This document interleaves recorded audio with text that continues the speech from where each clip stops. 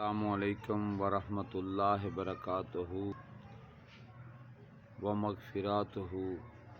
میرے عظیم مسلمانوں بھائیوں اور بہنوں اور پاکستانیوں، اللہ رب العزت ہم سب کو ایمان نور سے مزید مالا مال فرمائے، اور جو ہمارا ایمان ہے اس میں اللہ تعالیٰ برکت نازل فرمائے۔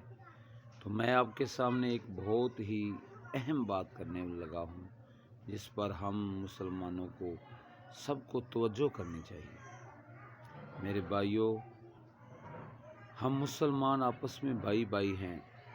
اللہ رب العزت نے قرآن مجید فرقان حمید میں ارشاد فرمایا ہے، رحماء بینا، مسلمان آپس میں رحم دل ہیں۔ تو صحبو، اللہ کا حکم ہے تم آپس میں محبت سے رہو، پیار سے رہو، ایک دوسرے کا احساس کرو، ایک دوسرے کی عزت کرو، ایک دوسرے کا احترام کرو۔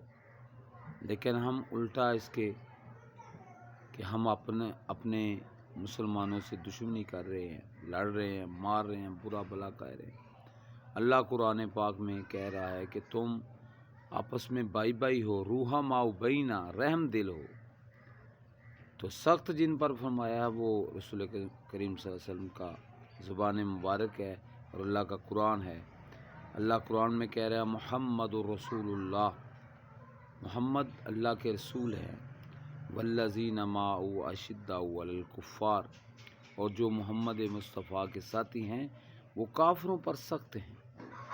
تو صحبو، ہمیں کافروں پر سخت ہونا چاہیے، لیکن ہم الٹا کر رہے ہیں۔ جن کے ساتھ سخت ہونا چاہیے ان کو ساتھ ہم محبت کر رہے ہیں، دوستی کر رہے ہیں۔